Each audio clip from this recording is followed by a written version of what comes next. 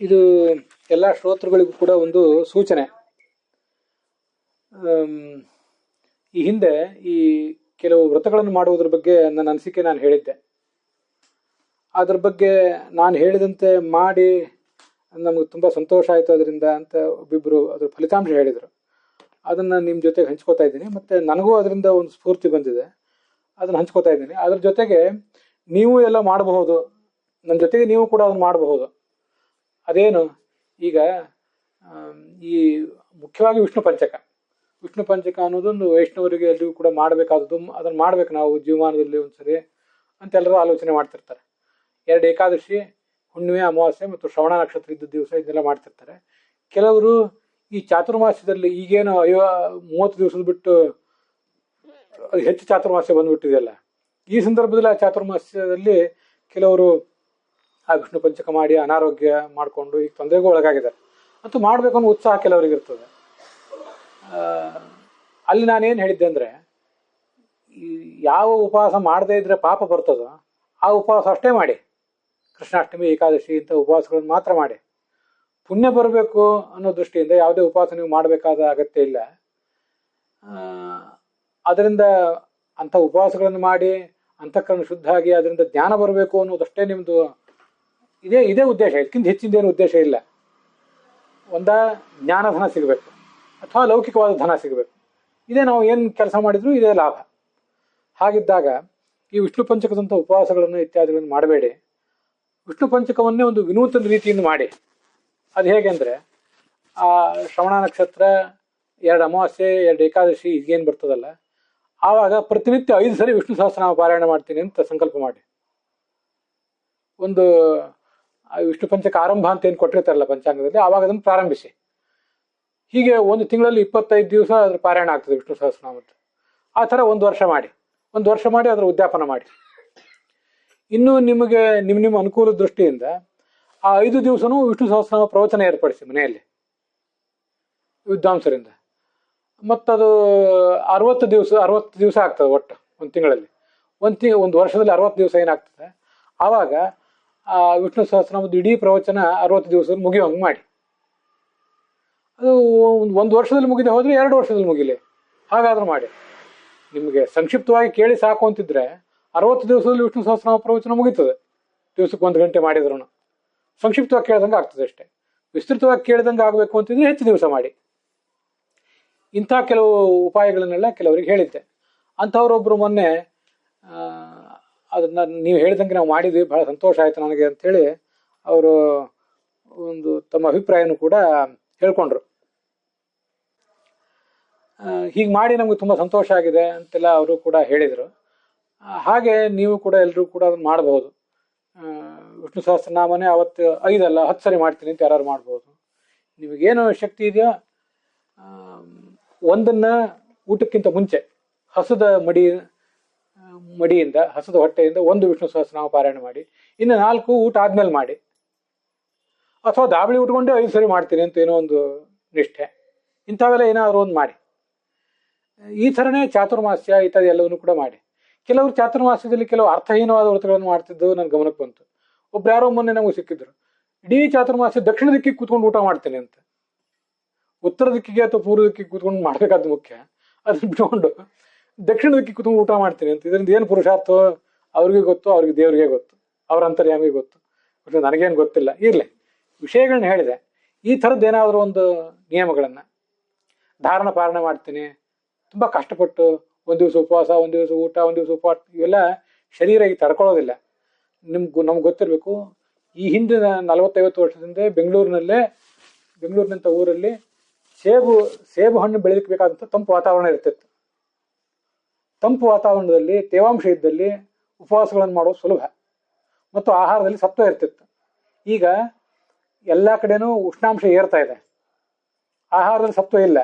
ಉಷ್ಣಾಂಶ ಇದ್ದಾಗ ಏಕಾದಶಿ ಉಪವಾಸನೇ ಕಷ್ಟ ಆಗ್ತದೆ. ನಿಮ್ಗೆ ವಿಷ್ಣು ಪಂಚಕ ಅಲ್ಲ, ಇನ್ನು ಒಂದು ಕಾಲಕ್ಕೆ ಏಕಾದಶಿ ಉಪವಾಸನೂ ಮಾಡ್ಲಿಕ್ಕೆ ಆಗದೆ ಇರೋ ಪರಿಸ್ಥಿತಿ ಎಲ್ಲರಿಗೂ ಬರ್ತದೆ. ಅದು ಅಂಥ ಸಂಖ್ಯೆ ಹರಡ್ತದೆ, ಇದು ಗೊತ್ತಿರಲಿ. 2 ಹೊತ್ತು ಊಟ ಮಾಡಿಕೊಂಡು ನಡುವೆ ಒಂದು ತಿಂಡಿ ತಿಂದು ಬದುಕಿದೀವಲ್ಲ ಹರೇ ರಾಮ ಅಂತ ತಿನ್ಕೊಂಡು ಅದೇ ದೊಡ್ಡ ಸಾಧನೆ ಅನ್ನೋ ಪರಿಸ್ಥಿತಿ ಬರ್ತದೆ. ಆ ದೇಹದ ಸ್ಥಿತಿ, ಮನುಷ್ಯನ ದೇಹದ ಸ್ಥಿತಿ ಮತ್ತು ಆರೋ ಮನಸ್ಸಿನ ಸ್ಥಿತಿ ಇಷ್ಟು ಹಾಳಾಗ್ತದೆ. ಅದ್ರ ಬಗ್ಗೆ ನಮ್ದೊಂದು ಗಮನ ಇರಬೇಕು. ನಾವು ಯಾವುದು ತೀವ್ರವಾದ ಉಪವಾಸ ಮಾಡ್ತೀವಿ ಅಂತ ಹೇಳಿ ನಮ್ಮನ್ನು ಯಾರಿಗೋ ಕಂಪೇರ್ ಮಾಡಿಕೊಂಡು ನಮ್ಮ ತಾಯಿ ಹೀಗೆ ಮಾಡ್ತಿದ್ರು, ನಮ್ಮ ಅಜ್ಜಿ ಹೀಗೆ ಮಾಡ್ತಿದ್ರು, ನಮ್ಮ ಅತ್ತೆ ಹೀಗೆ ಮಾಡ್ತಿದ್ರು, ನಮ್ಮ ಅತ್ತೆ ಹೀಗೆ ಮಾಡ್ತಿದ್ರು ಅಂತ ಯಾರನ್ನು ಕಂಪೇರ್ ಮಾಡ್ಕೊಳ್ಳೋದು ಬೇಡ. ಆ ಒಬ್ಬ ಮಹಿಳೆ ಅಂತ ನಾನು ಏನು ಹೇಳಿದೆ, ಅವ್ರಿಗೆ ಈಗ 60-70 ವರ್ಷ. ಅವ್ರು ಹೇಳಿದ್ರು ನಮ್ಮ ತಾಯಿ ನಮ್ಮ ಅಜ್ಜಿ ಎಲ್ಲ ಮಾಡ್ತಿದ್ರು, ಆದರೆ ಅವ್ರು ಮಾಡಿದ್ದ ನನಗೆ ಆಗ್ತಿಲ್ಲಲ್ಲ, ನಂಗೆ ದುಃಖ ಇತ್ತು. ಈಗ ನೀವು ಹೇಳಿದ್ಮೇಲೆ ಆ ದುಃಖ ನನಗೆ ಹೋಗಿದೆ, ಸಂತೋಷ ಆಗಿದೆ ಮನಸ್ಸಿಗೆ ಅಂತ ಹೇಳ್ಕೊಂಡ್ರು ಅವರು. ಯಾವತ್ತೂ ನಾವು ಯಾರಿಗೂ ಕಂಪೇರ್ ಮಾಡ್ಕೊಳ್ಬೇಕಾದ ಅಗತ್ಯ ಇಲ್ಲ. ಅನಾದಿ ಯೋಗ್ಯತಾ ಭೇದ ಪುಂಸಾಂ ದರ್ಶನ ಸಾಧನಂ ನಾನೈವ. ಯೋಗ್ಯತಾ ಭೇದವೇ ಪ್ರತಿಯೊಬ್ಬ ಜೀವಕ್ಕೂ ಇದೆ, ಅದು ಅನಾದಿ ಕಾಲದ್ದು. ಆದ್ದರಿಂದ ಎಷ್ಟು ಥರದ ಜೀವರಿದ್ದಾರೋ ಅಷ್ಟು ಥರದ ಸಾಧನೆ. ಆದ್ದರಿಂದ ನೀವು ಸಾರ್ಥಕವಾದಂತಹ ಕೆಲಸಗಳನ್ನೇ ಮಾಡೋದನ್ನೇ ರೂಢಿಯಲ್ಲಿ ಇಟ್ಕೊಳ್ಳಿ. ಅದರಲ್ಲೂ ಶರೀರಕ್ಕೆ ಕ್ಲೇಶ ಕೊಡುವಂಥ, ಶರೀರಕ್ಕೆ ಕಷ್ಟ ಕೊಡುವಂಥ ಉಪವಾಸ ಇತ್ಯಾದಿಗಳನ್ನ ಬಿಡುವುದು ಒಳ್ಳೆಯದು. ಒಂದು ಮಹಾಧರ್ಮದ ಉಳಿವಿಗಾಗಿ ಅಲ್ಪ ಧರ್ಮವನ್ನು ಕೈ ಬಿಡಬೇಕು. ಏಕಾದಶಿ ಉಪವಾಸ ಅದು ಮಹಾಧರ್ಮ, ಅದನ್ನೇ ಮಾಡ್ಲಿಕ್ಕಾಗದೇ ಇರೋ ಪರಿಸ್ಥಿತಿ ಅನೇಕ ಜನರಿಗೆ ಬರ್ತಾ ಇದೆ, ಈಗ ನಾವು ನೋಡ್ತಾ ಇದ್ದೇವೆ. ಅಂಥದ್ರಲ್ಲಿ ಇಂತಹ ಧರ್ಮಗಳನ್ನು ಬಿಡಿ, ದೈಹಿಕವಾಗಿ ಮಾನಸಿಕವಾಗಿ ಆರೋಗ್ಯವಂತವಾಗಿ ಬದುಕುವಂಥ ಒಂದು ಪ್ರಯತ್ನ ಮಾಡಿ ಅಂತ ನನ್ನದೊಂದು ಉಪದೇಶ ಆಯಿತು. ಈಗ ನನಗೊಂದು ಸ್ಫೂರ್ತಿ ಬಂದಿದೆ, ಅದ್ರ ಜೊತೆಗೆ ನೀವು ಕೈ ಜೋಡಿಸ್ಬೋದು ಅಂತ ನಾನು ಹೇಳಿದ್ನಲ್ಲ. ನಾನು ಕೂಡ ವಿಷ್ಣು ಪಂಚಕ ವ್ರತ ಮಾಡಬೇಕು ಅಂತ ಅನ್ಕೊಂಡಿದ್ದೇನೆ. ಖಂಡಿತವಾಗಿ ಉಪವಾಸ ಮಾಡಿ ಅಲ್ಲ, ಇನ್ನೊಬ್ಬರಿಗೆ ಉಪವಾಸ ಮಾಡಬೇಡಿ ಅಂತ ಹೇಳೋನು ನಾನಂತೂ ಉಪವಾಸ ಮಾಡಲ್ಲ. ಹಾಗಾದ್ರೆ ನಾನು ಹೇಗೆ ವಿಷ್ಣು ಪಂಚಕ ವ್ರತ ಮಾಡ್ತೀನಿ ಅಂದರೆ, ಈಗ ನಿಮ್ಗೆ ಗೊತ್ತಿರುವಂತೆ ಈಗ ಒಂದು 4-5 ತಿಂಗಳು ಅಥವಾ 3-4 ತಿಂಗಳಿಂದ ಪ್ರತಿ ವಾರವೂ ಕೂಡ ಒಂದು ವಾರ ವಿಷ್ಣು ಸಹಸ್ರನಾಮ ಈ ಬೃಹತಿ ಸಹಸ್ರ ಪ್ರವಚನ ಈಗ ನಡೆದಿದೆ, ನೀವು ನೋಡ್ತಾ ಇದ್ದೀರಿ. ಸಾಮಾನ್ಯವಾಗಿ ಶುಕ್ರವಾರದ ದಿವಸ, ಗುರುವಾರ, ಶುಕ್ರವಾರ ಅಥವಾ ಶನಿವಾರ, ಒಂದು ಶುಕ್ರವಾರ ಅಂತೂ ಇರಲೇಬೇಕು ಅದರಲ್ಲಿ. ಆ ಥರ ವಿಷ್ಣು ಸಹಸ್ರನಾಮ ಪ್ರವಚನ ನಾನೀಗ ಮಾಡ್ತಾ ಇದ್ದೇನೆ. ಒಂದು ವೇಳೆ ನಾನು ಯಾವಾಗಾದ್ರೂ ಪ್ರಯಾಣದಲ್ಲಿದ್ದರೆ, ಈ ಕಳೆದ ದಿವಸ ನಾನು ನಿನ್ನೆ ಪ್ರಯಾಣದಲ್ಲಿದ್ದೆ, ನಿನ್ನೆ ನನಗೆ ಪ್ರವಚನ ಮಾಡೋಕ್ಕೆ ಸಾಧ್ಯ ಇರ್ತಿದ್ದಿಲ್ಲ. ಅದಕ್ಕೆ ನಾನು 2 ದಿವಸದ ಹಿಂದೆ ಅದನ್ನು ರೆಕಾರ್ಡಿಂಗ್ ಮಾಡಿಟ್ಟಿದ್ದೆ.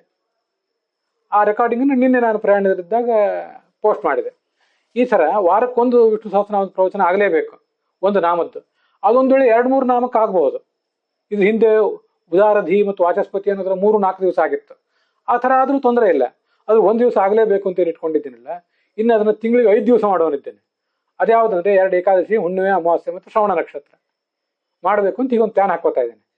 ಅಂದರೆ ನಾನು ತಿಂಗಳಲ್ಲಿ ಈಗ 4 ಸರಿ ಮಾಡ್ತಾ ಇದ್ದೆ, ಅದನ್ನು 5 ಸರಿಗೆ ಎಕ್ಸ್ಟೆಂಡ್ ಮಾಡ್ಕೊಂಡಾಗಾಯ್ತು.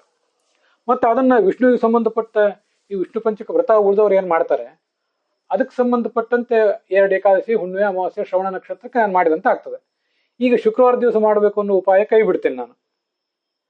ಈಗ ನಾನು ಅದನ್ನು ಮಾಡಬೇಕು ಅಂತ ಒಂದು ಉಪಾಯ ಇಟ್ಕೊಂಡಿದ್ದೇನೆ. ಇದು ಕೆಲವು ವರ್ಷಗಳವರೆಗೆ ಮುಂದುವರಿಬೇಕಾಗ್ತದೆ, ಇದೆಲ್ಲ ಮುಗಿಬೇಕಾದ್ರೆ. ಯಾಕೆ ಈಗ ಇನ್ನೂ 225ನೇ ನಾಮ ಇದೆ, ಇನ್ನೂ 775 ನಾಮಗಳಾಗಬೇಕು, ಇನ್ನೂ 10 ವರ್ಷದ ಕಾರ್ಯಕ್ರಮ ಇದೆ ಇದು. ಈ ಥರದೊಂದು ವಿಷ್ಣು ಪಂಚಕ ವ್ರತ ನಾನು ಮಾಡಬೇಕು ಅಂತ ಅಂದ್ಕೊಂಡಿದ್ದೇನೆ. ನೀವೇನು ಮಾಡ್ಬೋದು, ಪ್ರವಚನ ಕೇಳ್ತಿದ್ದೀರಿ ಕೇಳೋರೆಲ್ಲ, ನೀವು ಈ ಸಾಮಾನ್ಯವಾಗಿ ರಾತ್ರಿ ಹೊತ್ತು ನಾನು ಪ್ರವಚನ ಮಾಡಿ ರಾತ್ರಿ ಹೊತ್ತು ಹಾಕ್ತಾ ಇದ್ದೀನಿ, ಒಂದು ಮಾರನೇ ದಿವಸ ಕೇಳ್ತಿದ್ರಿ. ನಿಮ್ಮ ಅನುಕೂಲಕ್ಕಾಗಿ ಆವತ್ತಿನ ದಿವಸನೇ ನಿಮ್ಗೆ ಸಿಗೋ ಹಂಗೆ ನಾನು ವ್ಯವಸ್ಥೆ ಮಾಡ್ತೇನೆ. ಅಂದರೆ ನಾನು ಇನ್ನೂ ಸ್ವಲ್ಪ ಮೊದಲೇ ಆ ಪ್ರವಚನ ಮಾಡಬೇಕಾಗ್ತದೆ. ಹಿಂದಿನ ದಿವಸ ಮಾಡಿ ಉಪಯೋಗ ಇಲ್ಲ, ಆವತ್ತಿನ ದಿವಸನೇ ಪ್ರವಚನ ಮಾಡಬೇಕು. ಏಕಾದಶಿ, 2 ಏಕಾದಶಿ, ಹುಣ್ಣಿಮೆ, ಅಮಾವಾಸ್ಯೆ, ಶ್ರವಣ ನಕ್ಷತ್ರದ ದಿವಸವೇ ನಾನು ಪ್ರವಚನ ಮಾಡಬೇಕು. ಆವತ್ತಿನ ದಿವಸವೇ ನಿಮ್ಗೆ ಅದು ಕೇಳುವಂಗೆ ಸಿಗಬೇಕು. ರಾತ್ರಿ ಹೊತ್ತಾದ್ರೆ ಮತ್ತೆ ನೀವು ಮಾರನೇ ದಿವಸ ಕೇಳಬೇಕಾಗ್ತದೆ. ಅದಕ್ಕೆ ಆವತ್ತಿನ ದಿವಸನೇ ನಾನು ಪ್ರವಚನ ಮಾಡಿ ಆವತ್ತಿನ ದಿವಸವೇ ನಿಮಗೆ ಅದು ಸಿಗುವಂಗೆ ಒಂದು ವ್ಯವಸ್ಥೆ ನಾನು ಮಾಡೋನಿದ್ದೀನಿ. ಆ ಥರ ನೀವು ಅದನ್ನು ಮಾಡಿ, ಮತ್ತೆ ಆವತ್ತಿಂದ ಏನು ನಾಮ ಇರ್ತದೆ ಆ ನಾಮದ ಮೂಲಕ ನಾನು ಹಿಂದೊಂದ್ಸರಿ ಹೇಳಿದ್ದೆ ನಿಮಗೆ, ಹೂವು, ತುಳಸಿ, ಅರ್ಚನೆ ಇತ್ಯಾದಿಗಳನ್ನ ಭಗವಂತನಿಗೆ ಮಾಡಿ ಆ ನಾಮದ ಮೂಲಕ. ಪುರುಷರು, ಅಧಿಕಾರಸ್ಥರು ಆ ಬೃಹತಿ ಮಂತ್ರವನ್ನು ಓದಿ, ಸ್ತ್ರೀಯರಿಗೆ ಬೃಹತಿ ಮಂತ್ರವನ್ನು ಓದಲಿಕ್ಕೆ ಅಧಿಕಾರ ಇರೋದಿಲ್ಲ, ಅವ್ರು ಕೇವಲ ಆ ನಾಮ ಮಾತ್ರ. ಅದನ್ನೇ ಈಗ ಅಗ್ರಣ್ಯೈ ನಮಃ, ಗ್ರಾಮಣ್ಯೈ ನಮಃ, ಗ್ರಾಮಣಿ ಅಂತ ನಿನ್ನೆ ಆಗಿತ್ತು, ಶ್ರೀಂ ಗ್ರಾಮಣ್ಯೈ ನಮಃ ಅಂತ ಇದನ್ನೇ 100 ಸರಿ ಹೇಳಿ. ನಿಮ್ಗೆ ಎಷ್ಟು ಸರಿ ಹೇಳಬೇಕು ಅಂತ ಅನಿಸ್ತದೋ ಅಷ್ಟು ಸರಿ ಹೇಳಿ. ಆ ಥರ ಹೇಳಿ ಆ ವಿಷ್ಣು ಪಂಚಕ ನಾನೇನು ಮಾಡ್ತಿದ್ದೀನಿ ಅದರಲ್ಲಿ ನೀವು ಕೂಡ ಭಾಗವಹಿಸ್ಬೋದು. ಯಾರು ಕೇಳಬೇಕು ಅಂತ ಈಗಾಗಲೇ ಕೇಳ್ತಾ ಇದ್ದೀರಿ, ಒಂದು 8-10 ಜನ ನೀವು ಕೇಳ್ತೀರಿ, ನಾನು ಅದನ್ನು ಗಮನಿಸಿರ್ತೀನಿ. ಅವರು ಆ ಥರ ಒಂದು ವಿಷ್ಣು ಪಂಚಕ ಮಾಡ್ಬೋದು. ಪ್ರಾಯ ಈ ವಿಷ್ಣು ಪಂಚಕ ನಾವೇನು ಮಹಾಭಕ್ತರಂತಲ್ಲ, ನಮ್ಮನ್ನು ಮೀರಿಸಿದವರು ಚಕ್ರವರ್ತಿಗಳು, ಪಿತೃಗಳು, ಋಷಿಗಳು, ದೇವತೆಗಳೆಲ್ಲ ಇದ್ದೇ ಇದ್ದಾರೆ. ಮನುಷ್ಯ ಲೋಕದಲ್ಲೇ ನಮ್ಮನ್ನು ಮೀರಿಸಿದವರು ಅನೇಕ ಜನ ಇರ್ತಾರೆ. ಆದರೂ ಪ್ರಾಯ ಈ ಉಪವಾಸ ಮಾಡಿ ಈ ವಿಷ್ಣು ಪಂಚಕ ಮಾಡೋದಕ್ಕಿಂತ ಈ ಥರ ವಿಷ್ಣು ಪಂಚಕ ಮಾಡೋಣ. ಇದನ್ನು ನಿಮ್ಗೆ ಸಾಧ್ಯ ಆದರೆ 1 ವರ್ಷ ಆದ ಕೂಡಲೇ ನೀವು ಎಲ್ಲಿ ಯಾವ ಜಾಗದಲ್ಲಿ ಇರ್ತೀರೋ ಅಲ್ಲೇ ಉದ್ಯಾಪನೆ ಮಾಡಿ. ಯಾರು ಪುರೋಹಿತರು ವಿದ್ವಾಂಸರನ್ನು ಕರೆದು ನನಗೆ ಯಾವಾಗ ಮಾಡ್ಬೇಕು ಅನಿಸ್ತದೋ ನಾನು ಮಾಡ್ತೀನಿ. ಉದ್ಯಾಪನೆಗಳಲ್ಲಿ ನನಗೇನು ಹೆಚ್ಚು ನಂಬಿಕೆ ಏನಿಲ್ಲ. ಕೆಲವು ಸರಿ ಯಾರಾದರೂ ಮಂಗಳ ಮಾಡೋಣ ಬನ್ನಿ ಅಂತ ಶ್ರೋತೃಗಳು ಕರೆದಾಗ ಮಾಡ್ತಿರ್ತೇನೆ. ಆ ಥರ ಏನಾದ್ರು ಮಾಡಬೇಕು ಅನಿಸಿದ್ರೆ ಮಾಡ್ತೀನಿ, ಇಲ್ಲದೇ ಇದ್ರೆ ಪ್ರವಚನ ಮುಂದುವರಿಸಿರ್ತೇನೆ. ಇದನ್ನ ನನ್ನ ಮಾತು ಕೇಳಿ ಅವ್ರ್ಯಾರಿಗೋ ಒಂದು ಸ್ಫೂರ್ತಿ ಬಂದು ಅವ್ರಿಗೆ ತೃಪ್ತಿನೂ ಆಗಿದೆ. ಅದನ್ನ ಕೇಳಿ ನನಗೂ ಒಂದು ಹೀಗೆ ಮಾಡಬೇಕು ಅಂತ ಅನಿಸಿದೆ. ಅದನ್ನ ನಿಮ್ಮ ಎದುರಿಗೆ ಹಂಚ್ಕೊಂಡಿದ್ದೇನೆ. ಇನ್ನು ಮುಂದಿಂದು ನಿಮಗೆ ಬಿಟ್ಟದ್ದು.